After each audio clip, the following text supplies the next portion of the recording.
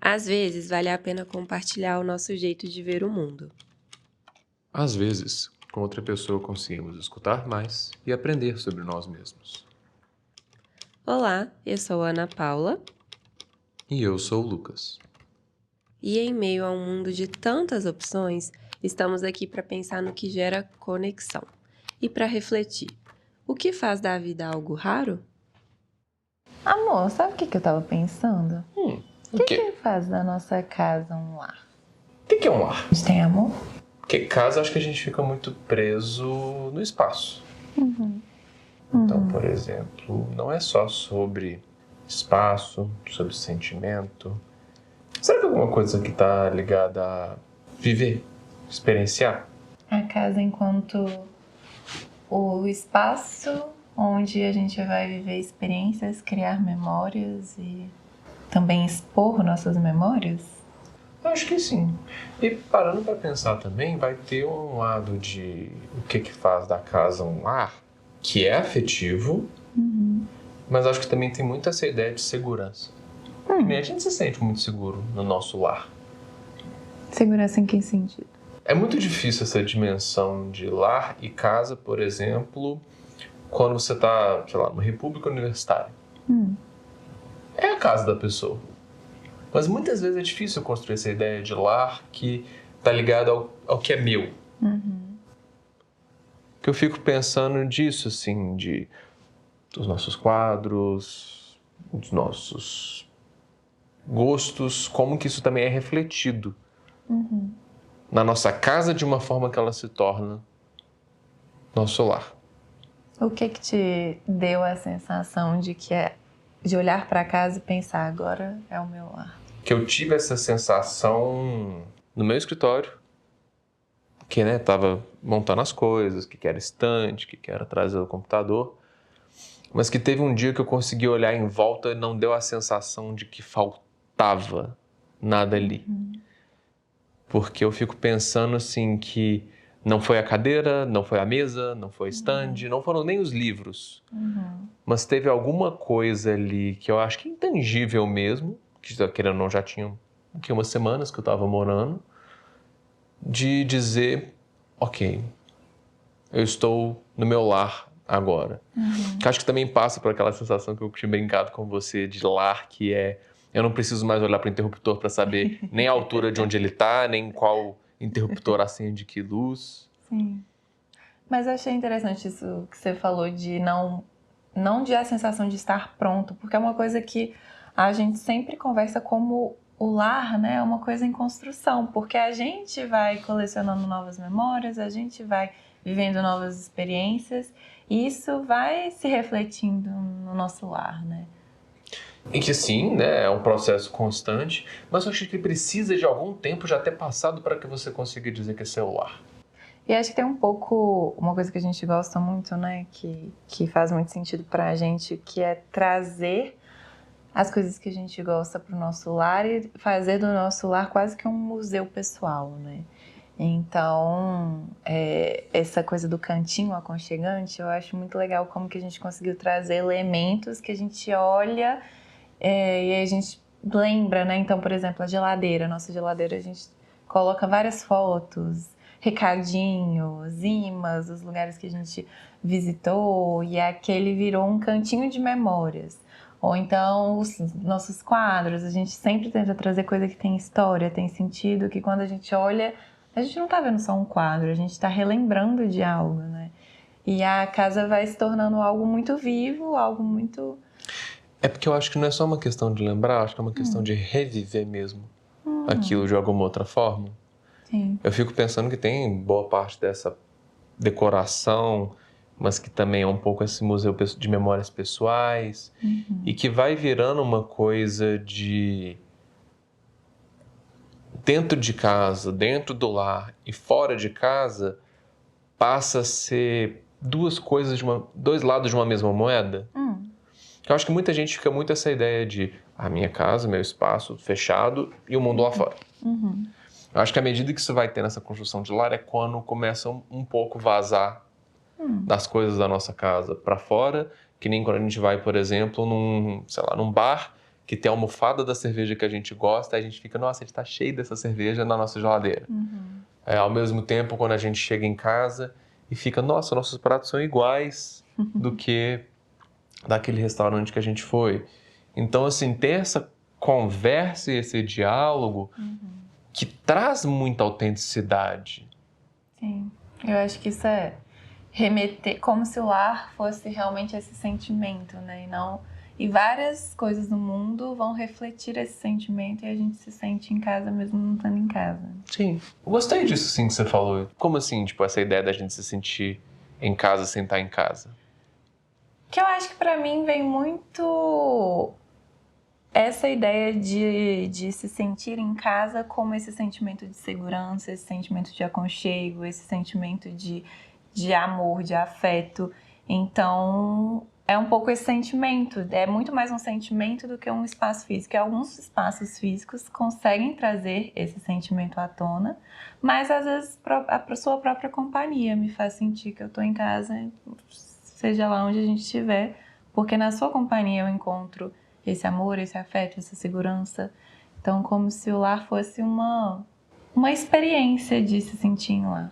O que você acha disso? Porque tem uma parte de poder viver, né, numa casa e transformar ela em lar, que tem um lado também de comemoração das nossas conquistas, das nossas vivências, e que tem esse lado muito de...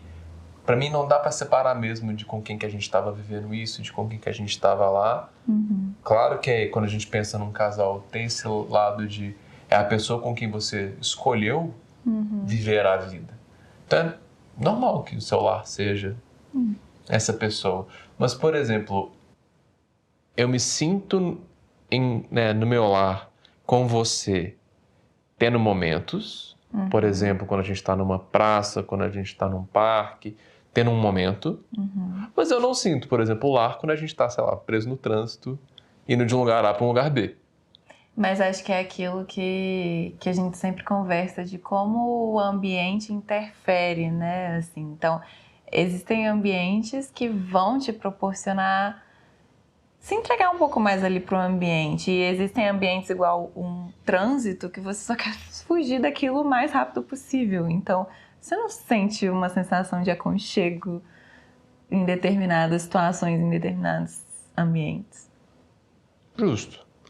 Então também tem essa questão do, né, não só do tempo para construir um lar, mas o tempo como momento e espaço, né? Contexto, acho que talvez seja uma palavra melhor. Contexto, é. Porque até essa ideia, assim, de estar no lar, você sente quando você está trabalhando, segunda-feira à tarde, estou no meu lar? Sinto porque o meu escritório tem a minha cara, né? Tem a minha, o que eu gosto. É igual você trouxe da sua sensação com o seu escritório. Eu olho para o meu escritório, eu me vejo nele. Eu acho que isso também diz de construir um lar, né? Você olhar para a sua casa, para o seu lar e se ver nisso. E ver as suas cores preferidas ou seus elementos de decoração preferidos. Então, acho que também passa, de novo, por essa construção do ambiente de forma intencional. E não de forma impessoal. E que fica difícil construir essa ideia de identidade, acho que quando tudo tem um pouco de massificação, que nem, por exemplo, paredes brancas. Tá convencionado, paredes brancas é uma coisa que faz parte de, vamos colocar aí, a maior parte das casas. E não sei, assim, tem um certo medo de, e se a gente mudar as cores da parede, será que a gente vai gostar? Será que a gente vai gostar por quanto tempo? E eu fico pensando que truques que a gente consegue fazer, não, para trazer aquilo que é nosso, mas ainda sem ter que ficar reinventando a roda demais. Como assim? Por exemplo, esses quadros. Os quadros que a gente escolheu não são quadros quaisquer. A gente passou um tempo bom escolhendo como é que era, como é que não era. Depois foi toda uma conversa de que tipo de moldura, como que seria. Então a gente pegou uma parede branca, que é uma coisa super impessoal e que a maioria das pessoas, inclusive, acho que não vai se identificar, mas a gente conseguiu colocar algo nosso. Uhum. Um segundo ponto, iluminação. Uhum. Né? A gente brinca que a coisa mais abominável do mundo é luz branca. Então vai virando isso, de que a gente consegue colorir o ambiente de outras formas. Por que que foi escolhido um sofá, né, cinza claro? Tinha um pouco também dessa ideia de, nossa, será que tal cor não vai, com o tempo, ficar muito pesado visualmente? Então acho que é natural que a gente aposte em coisas que pode ser que não reflita tanto da gente com o tempo passa. De que para trazer um pouco da nossa personalidade a gente precisa arriscar um pouquinho, mas que acho que só um pouquinho já serve. Sim. Não precisa ser mudar tudo. Acho que é esse o ponto, né? Da intencionalidade, como, onde você vai ser intencional, né? Como assim da intencionalidade? Onde que você vai ser intencional? Acho que no sentido de pensando em construir, né? Uma casa em si, um lar em si, tem alguns objetos que talvez vão estar ali muito mais pela função. Então, por exemplo, o sofá, talvez ele está muito ali mais por uma função. Mas para deixar a sua cara, você pode ser intencional em outros elementos. Então, no que vai ser a almofada, no que vai ser a manta, no que vai ser os quadros ao redor. Então, porque também, né, a gente vai colocando nossos gostos, nosso jeitinho, às vezes é no detalhe, que é o que a gente consegue ir atualizando também. Que é isso, é muito mais fácil você trocar a capa de uma almofada do que você trocar um sofá inteiro. E como a gente vai mudando ao longo dos anos e a casa vai refletindo isso também, de novo, né, a casa como algo vivo, algo que está refletindo quem a gente é.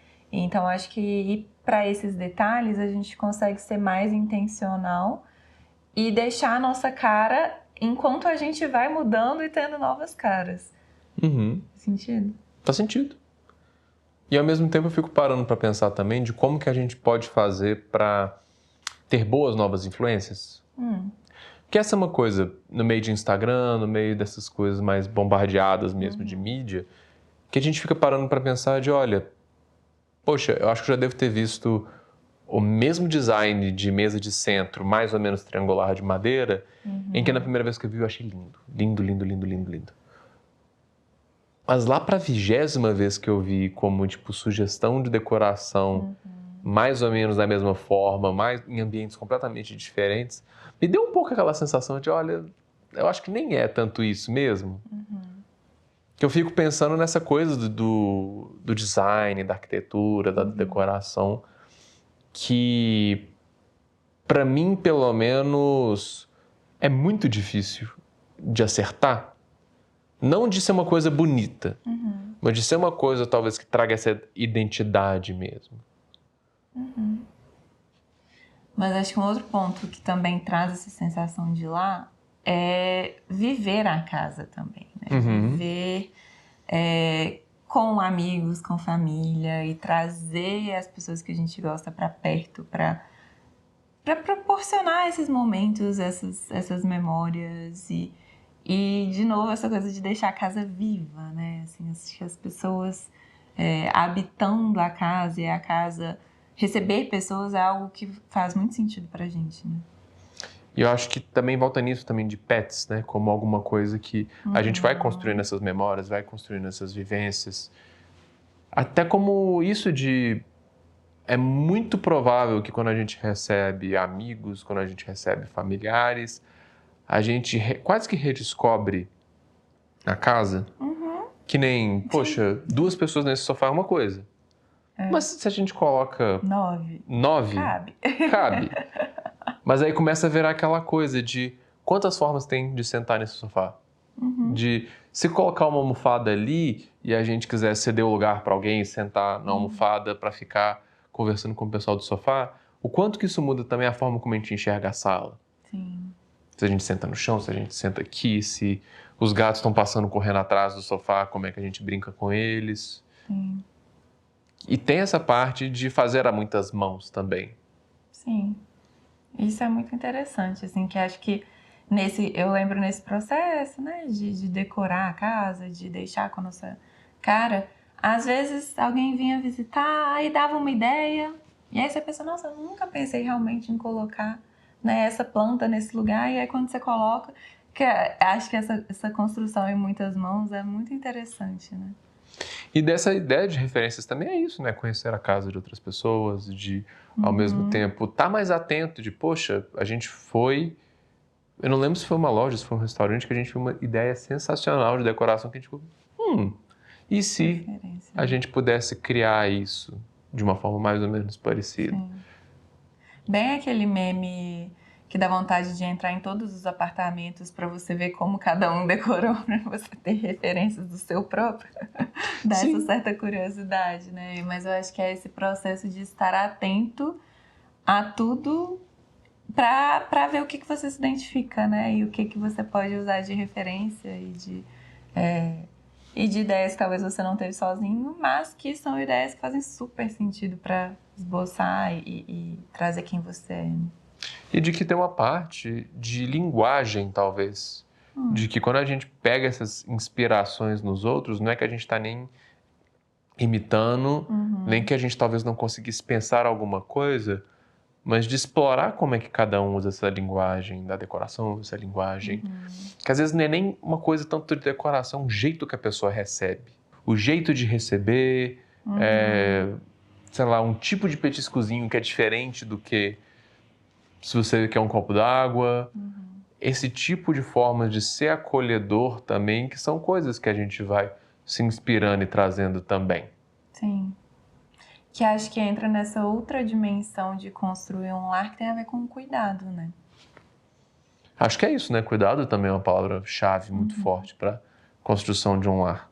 Que acho que tem todo, para além desses momentos que são ótimos, né? De viver o lar e de construir memórias, tem a parte chata também, né? Tem a parte das tarefas, de manutenção, tem a parte da louça, de toda essa parte.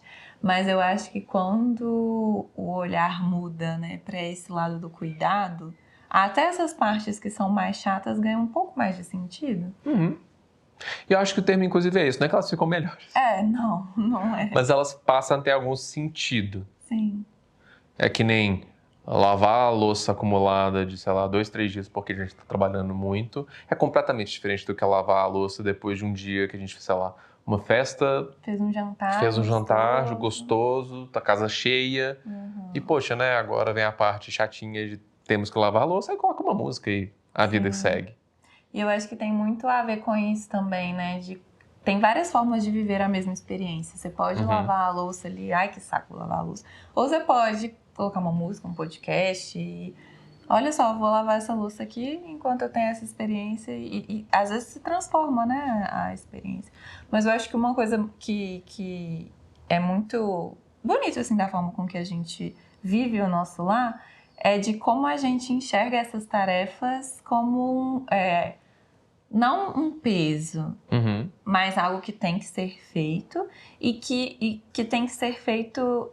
E cada semana vai ser de um jeito, né? Assim, acho que a gente consegue entender muito mais essa flexibilidade da vida e a gente consegue se entender nessa dinâmica sem que isso vire uma cobrança. Que deixa muito leve, né? Aquela ideia de, poxa, as coisas têm que ser feitas já, o lixo tem que tirar nos dias tal e tal. Ok. Dia tal, geralmente você tira, outro dia, geralmente sou eu que tiro.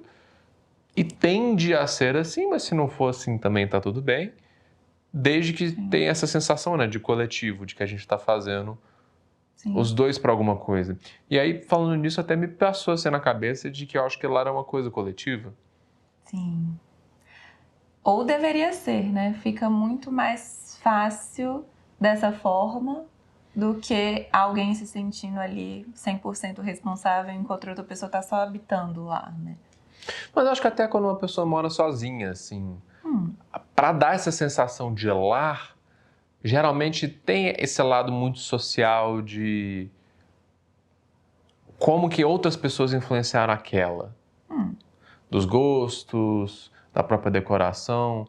É isso, eu tenho dificuldade de imaginar o que seria uma pessoa que se coloca completamente separada de tudo. Então, sim. eu vou montar o meu apartamento, a minha casa, que vai ser exatamente do jeito que eu pensei, da forma que eu pensei, e nisso a pessoa está ali 100% satisfeita, assim.